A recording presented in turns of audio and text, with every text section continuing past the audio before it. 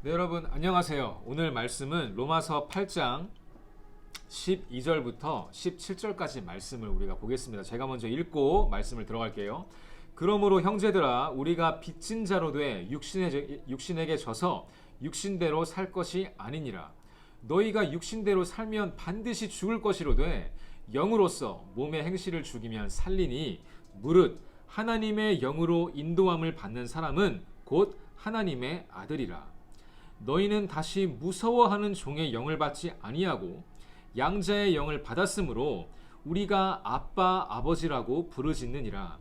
성령이 친히 우리의 영과 더불어 우리가 하나님의 자녀인 것을 증언하시나니 자녀이면 또한 상속자 곧 하나님의 상속자요 그리스도와 함께한 상속자니 우리가 그와 함께 영광을 받기 위하여 고난도 함께 받아야 할 것이니라. 아멘.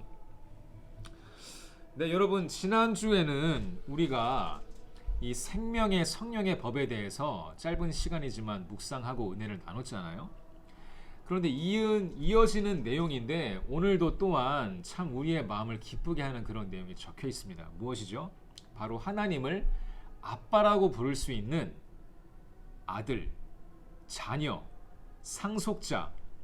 여러분 이런 단어들을 들었을 때 내가 평소에는 사실 여러분 우리 나이가 지금 주로 이제 어린 친구들이고 젊으니까 아직 이런 것들이 막 와닿진 않죠.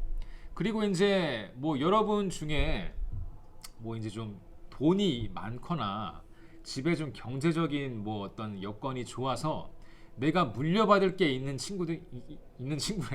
물려받을 것이 많은 친구들은 조금 이제 이런 상속 이런 내용이 나오면 조금 더 귀를 세우겠지만 여러분 사실 저도 저희 어머니 아버지한테 그리고 이제 할머니 할아버지 일가 친척 다 기억해봐도 딱히 물려받을 게 많이 없어요. 제가 땅 부자도 아니고 그렇다고 주식이 많은 것도 아니고 이런저런 자산이나 이런 캐시가 많은 집이 아니거든요. 저희 집은. 그래서 이런 상속의 개념 이런 게 많이 없어요. 그러므로 저도 제가 가지고 있는 거 다 쓰고 죽을 거거든요. 저도 제 자식한테 별로 물려줄 게 없이 죽을 겁니다. 알아서 살겠죠. 그죠? 네. 아무튼 그런데 오늘 본문에 보니까 이 상속자, 하나님의 나라의 상속자, 하나님의 나라의 귀한 것들을 물려받는 하나님을 아버지라고 부를 수 있는 그 아들 되는 그 권리에 대해서 증언하고 있는데 여러분 이것이 어찌 보면이 아니라 이 크리스찬 교회 안에서 이 기독교적인 세계관 안에서는 가장 큰 축복이에요. 따봉이에요. 맞다예요. 넘버원이에요. 또 뭐가 있지? 최고예요. 아무튼 우리가 형언할 수 있는 그 어떤 언어를 표현한다고 해도 하나님을 아버지 삼을 수 있다는 것이 가장 큰 축복인 줄 믿습니다. 그런데 이것이 언제 가능해집니까? 생명의 성령의 법. 이제는 죄와 사망의 법에서 해방되어서 예수님을 통해서 예수 그리스도를 우리의 구세주로 영접하고 입술과 마음으로 고백하고 이제는 그런 사람들에게 열리는 축복이라는 거예요. 그러므로 형제들아 우리가 참 빚진 자이지만 육신에게 져서 육신대로 살 것이 아니니라. 왜냐하면 계속해서 우리가 육신 가운데 거하고 있으면 여전히 돈에 묶여 있고 여전히 우리의 사는 세상에 묶여 있으면 반드시 죽겠지만 영으로서 그 몸의 행실을 오히려 죽이고 자유라는 거예요. 그런 세상의 어떤 가치로부터 자유라는 겁니다.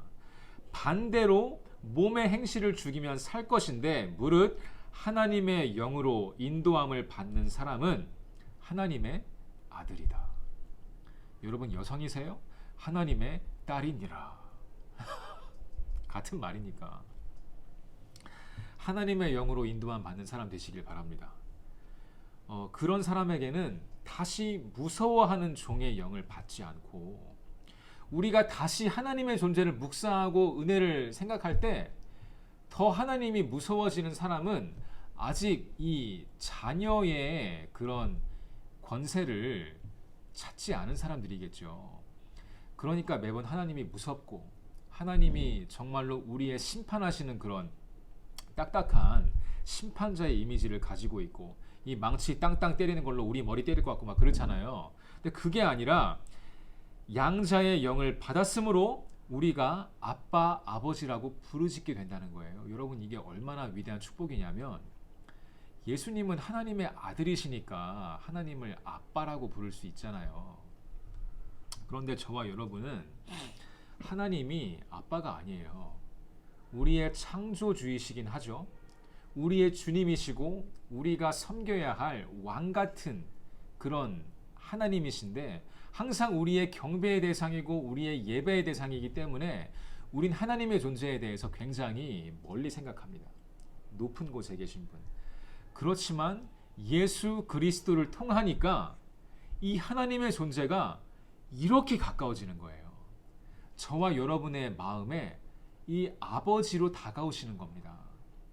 그래서 우리가 아빠, 아버지라고 부르짖게 되는 것인데 이것을 누가 오케이 한다고요? 오케이 오케이 그래도 돼 하시는 분이 성령님이시라는 거예요. 생명의 성령의 법. 우리 안에 내주하시는 분. 하나님의 영. 우리의 구원을 끝까지 책임지고 이루시는 분. 저와 여러분이 힘들 때마다 아니야 괜찮아 다시 한번 아버지께 돌아가서 기도해봐. 이렇게 우리 마음에 생명의 메시지를 주시는 분. 바로 그분이 우리가 하나님을 아빠라고 불러도 괜찮다고 증언해 주시는 거예요. 마귀는 그것을 방해합니다. 마귀는 그것을 부정해요. 사탄은 우리가 아버지라고 부르짖을 때 이렇게 말합니다. 야, 너 양심에 털 났네? 네가 양심이 있으면 그렇게 부를 수 있어? 너가 어제만 해도 지은 죄가 몇 개인데 하나님께 아버지라고 부르면서 그렇게 매번 회개하는 모습이 지겹지도 않아? 이런 식으로 우리를 공격하겠죠. 하지만 그때마다 성령님이 막아주십니다. 성령님은 그 사탄의 메시지를 부정하십니다. 아니야. 저 사람은 누구누구는 하나님의 아들이 맞아. 하나님의 딸이 맞아.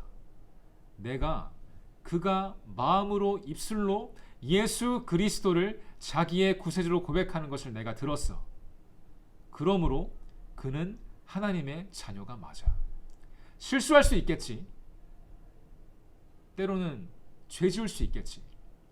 하지만 하나님의 사랑은 그를 떠나지 않아. 왜? 성령, 내가 그것을 보증하기 때문에 그래. 그러므로 이 하나님의 메시지가 아닌 모든 메시지는 여러분을 향해 올 수가 없습니다. 성령님께서 그것을 막아주시는 거예요. 왜?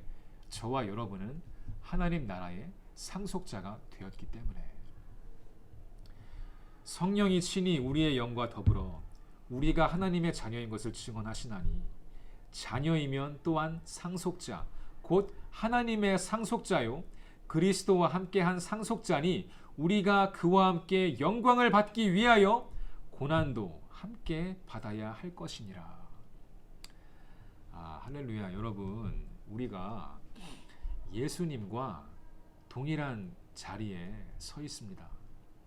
물론 우리의 영혼의 구원은 예수님께서 이루셨기 때문에 우리가 다시 십자가에서 우리의 목숨을 희생할 필요는 없어졌어요. 그렇지만 예수님의 발자취를 따라가며 그 예수님의 희생이 사실은 내가 죽어야 했던 것이었는데 내가 은혜를 입었다는 이 사실을 절대 망각하면 안 되겠죠. 그래서 우리가 상속자가 되었지만 이 상속자의 권세와 권리를 남용할 수 없습니다. 낭비할 수 없고 멋대로 쓸 수 없습니다. 이 상속자의 권리와 권세는 동일하게 예수님처럼 아직 하나님을 모르는 사람들의 영혼 구원을 위해서 쓰여져야 하겠죠.